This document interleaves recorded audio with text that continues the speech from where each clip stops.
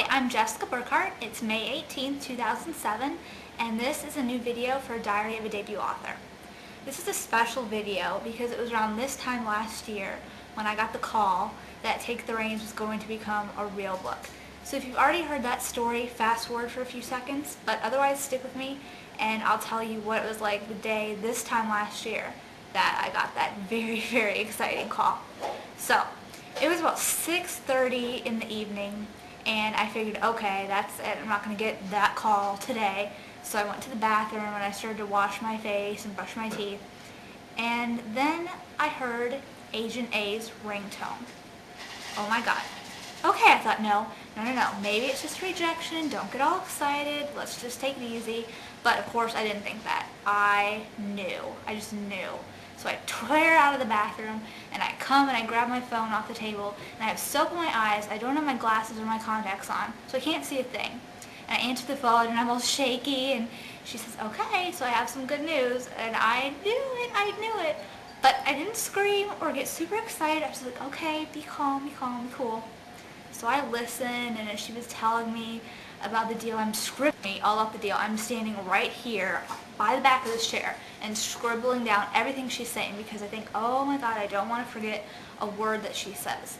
So my dad is in the bedroom over here, and as soon as I hang up the phone, then the screaming starts. Oh my God, oh my God, oh my God. And he comes out, he's on the phone on a business call, and he thinks something is wrong or I've died or caught the house on fire or something. And I tell him, and I'm like, Dad? And he's like, what? I'm like, I got the call. And he looked at me and he's like, what are you talking about? And I said, the call. And he got it. He knew. He was so shocked. So my mom and my brother, they weren't home. They were at the dentist. So I grabbed my phone and I dialed my mom and I told her, and they were screaming at the dentist's office, and she got to go in while my brother was getting his teeth cleaned, poor kid, and tell him about the deal. So it was just an insane day. I could not wait for her to get home. So that is the story of the call. And I have a couple things I wanted to show you guys that meant something to me during that time and still mean a lot to me now, that I've used from May of last year until now, that I've been chronicling everything from the moment I got the call. Stuff that I don't put on my blog. I keep it kind of personal. So let me show you guys a few things.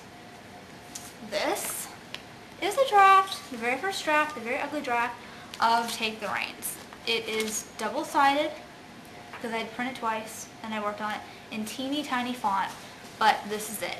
And it's embarrassing, it's marked up, it's ridiculous, but this is it. And I wrote this during NaNoWriMo in November of 2006. 30 days. I heard about it from a friend and I thought, okay, that sounds like something I'll try. Alright, I don't write fiction. But I did it, and it was something I avoided writing anything to do with horses because I thought, oh, it will kill me. I can't ride anymore, so why would I want to write about them and bring that back? But that's how I got my passion back. I got my feeling back for horses and how much I loved them. So it all came out in the draft of this book. It was a mess and a disaster, and I'm okay admitting it. It was awful, but I got it down, and that's what was so important. So I think that right there is the value of NaNoWriMo. Even though the drafts are ugly and horrible and you have to rewrite them anyway, at least you have 30 days to get it down. And you don't feel, oh, I'll spend a year not writing this novel. What if it doesn't sell? What if it doesn't? 30 days.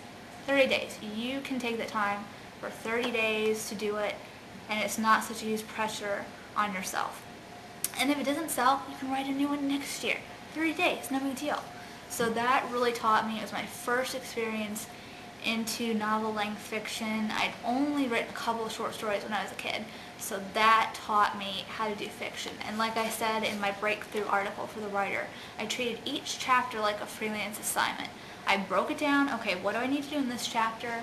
Treat it like an assignment, maybe 500, 800, 1,200 words, get it down, and that was it.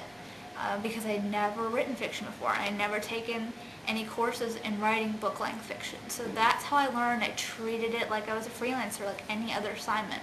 Because at that point I was still freelancing full-time and working with editors and working on the deadline. That taught me how to fit all that time in November to write the novel. But if you don't have time in November, do it any other month. Any month you want can be NaNoWriMo for you.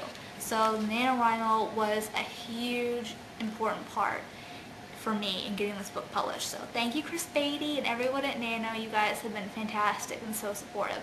I really, really appreciate it. Okay, on to the next item.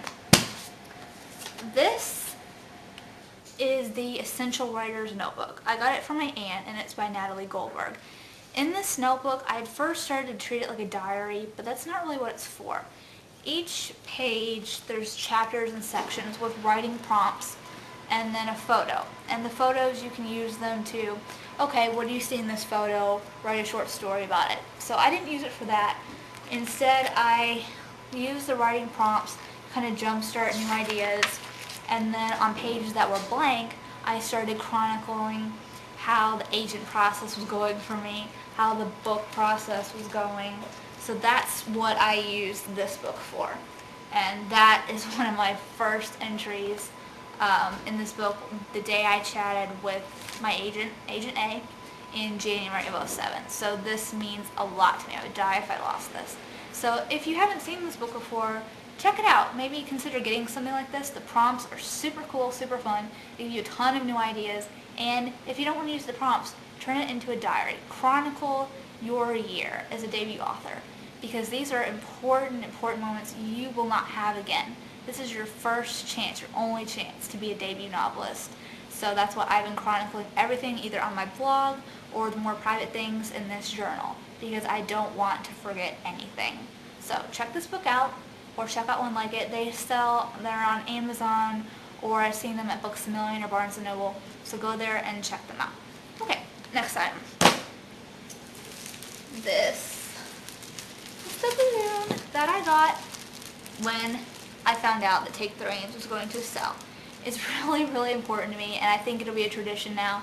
If and when I get other book deals, I want to keep getting a balloon, and it's up on my wall, and I see it every day, and it reminds me that I did it, and no matter what happens in my career, this was the first balloon for the first book that I ever sold. So it's up on my wall, and like I said, I see it every day, and I love looking at it and reminding myself that on days when things are slow, or I'm having a hard time with a freelance assignment, or the revisions are tough, I look at the balloon. It's silly, I know, but I look at it and think, yeah, okay, I did it, I can do this, I can handle it. So those are some important things that have meant a lot to me over the year, and it has been an incredible, incredible journey, and I'm so excited that you guys have been there to share it with me. I met some amazing, amazing friends online, and who would think that you can meet such cool people who are as into writing as I am, and they're successful, fantastic authors and freelancers.